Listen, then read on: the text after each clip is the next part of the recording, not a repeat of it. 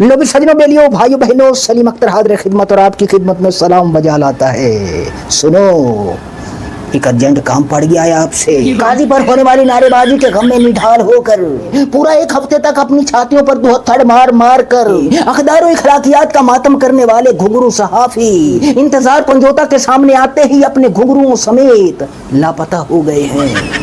उन्हें ढूंढो और ढूंढ कर उनसे पूछो, क्या तुम हिलाते हुए करप्ट निजाम की टांगों से लिपट कर उनके तलवे चाटने वाले निजाम के पालतू बताओ कि करप्ट निजाम और उसके कारिंदों पर अगर कोई सवाल उठाता है तो तुम्हारी दुमें फौरन सवालिया निशान की तरह खड़ी हो जाती हैं। लेकिन जब निजाम किसी पर जुल्म और जबर करता है तो मजलूम के हक में तुम्हारी दुमें सवालिया निशान की तरह खड़ी होने के बजाय किसी गरीब की मूंछ की तरह नीचे की तरफ क्यों लटकने लगती हैं?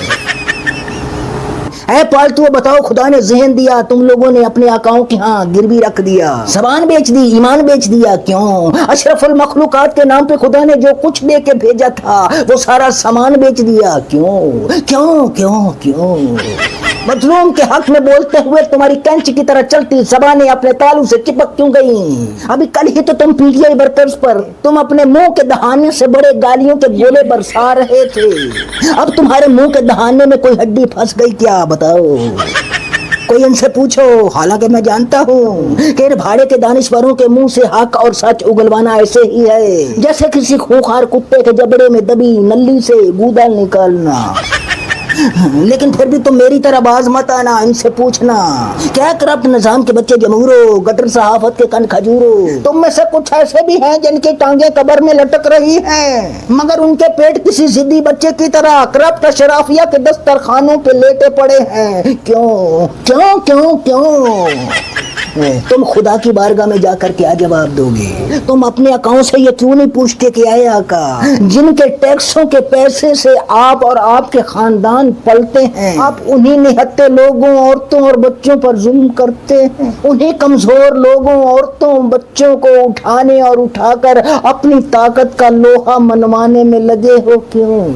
उस ताकत का लोहा मनवा रहे हो जो ताकत इन्हीं कमजोर लोगों के खून पसीने की कमाई से आपको मिली है। खुदा को क्या जवाब दोगे? ये गटर सहाफत के कन खजूरे कहीं मिले तो इनसे ये सवालात पूछना और फिर मुझे रिपोर्ट करना। हद हो गई यार, ये इंतजार पंजोता की बाजियाबी की जो कहानी हमको सुनाई गई उस पर तीन तरह के लोग ही यकीन कर सकते। एक वो जो नशे में धुत हो, हफीम चाटे हुए हो, दूसरे वो जो सटपटाए हुए हो, सटियाए हुए हो, पगलाए हुए हो, बावले डॉगी के काटे हुए हो, तीसरे वो जो जय्यद जाहिल हो, मुस्तनद मूर्ख हो। और बाप के बाद बेटी भी उड़न छू के लिए तैयार है, क्योंकि खाते खाते खाते खाते बीच में बीमारी का वक्फा लेना जरूरी है। वो बीमारियां जो खुफिया हैं, सीगा इराज में, यानी इनकी बीमारी भी इश्तिहारी है। किसी को पता चले इनकी बीमारी के बारे में तो वो कौम को आगाह करे। ये अपनी बीमारियों के इलाज के लिए लंदन, यूरोप, अमेरिका जाते हैं। हालांकि मैं खुदा की कसम खाकर कहता हूँ कि इनका इलाज लंदन, यूरोप और अमेरिका के पास नहीं है। इनका इलाज पाकिस्तानी कौम के पास है, और ऐसा इलाज है कि इनकी आने वाली नस्लें भी कभी बीमार न पड़ेंगी। मगर क्या करें, अफसोस, ये 25 करोड़ इंसान खुद जमीन पर रेंगने वाले हशरातुल अर्ज होने के मर्ज में मुब्तला है। इसका इलाज कौन करे? पता लगाओ और लगाकर मुझे रिपोर्ट करो। सुना है मैडम का गला खराब है इसलिए इलाज के लिए जा रही हैं। बताओ, अभी गला खराब है? अभी कल परसों इमरान नियाजी पर मुंह से आग और झाग बहा रही थी। बताओ, अभी गला खराब है? अगर ठीक होता तो क्या होता? सोच है तुम्हारी। हमारी बहनों जैसी हैं, काबिल एहतराम हैं, मगर इनको सुन के लगता है कि जन, जर और जमीन ही फसाद की जड़ नहीं, जबान भी फसाद की जड़ है। अरे भैया, ये वहाँ इलाज विलाज के लिए नहीं जाते, इनका सब कुछ वही है और ये वहीं बैठकर आपस में गिटमिट करने जाते हैं। यहाँ पाकिस्तान में इनकी गिटमिट निजाम सुन लेता है, इसलिए ये वहाँ कोने खांचे में बैठकर अपने सेठ के बारे में, अपने आका के बारे में, यानी निजाम के बारे में बदखोइयाँ करते हैं और थोड़ा थोड़ा जाली इनकलाबी बनने की कोशिश करते हैं। मगर निजाम इनको जब इनके जराइम की फाइलें दिखाता है तो ये फिर छलांग लगाकर फौरन निजाम की गोद में बैठ जाते हैं और ये बच्चे जमहूरे अपना अंगूठा चूसने लगते हैं, यानी निजाम के साथ मिलकर आवाम का खून चूसने लगते हैं।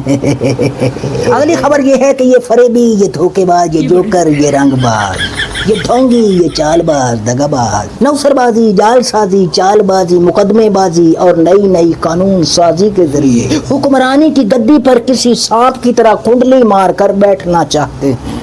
جی ہاں، سیاسی جسم فروشی کے ذریعے کی گئی ترامیم کے ذریعے جو جج بنایا تھا انہوں نے، وہ چیف جسٹس صاحب لگتا ہے ان کے اشاروں پر مکمل طور پر چلنے سے قاصر ہے، یا کم از کم فی الحال ان کو مایوسی ہوئی ہے۔ اب یہ بچے جمہور نئی قانون سازی میں لگ پڑے ہیں، نئی قانون سازیاں کر کے یہ عدالت کو ایک بار پھر طاقتور کسٹمر کے لیے آدھی رات کو کھلنے والا کوٹھا نمبر 140 بنانا چاہتے ہیں، تاکہ کبھی بھی کسی بھی وقت شغل لگانا ہو، اپنا جی بہلانا ہو اور مخالفین کو رلانا ہو تو کوٹھا نمبر 140 ان کے اشارے پر فوراً کھل جائے۔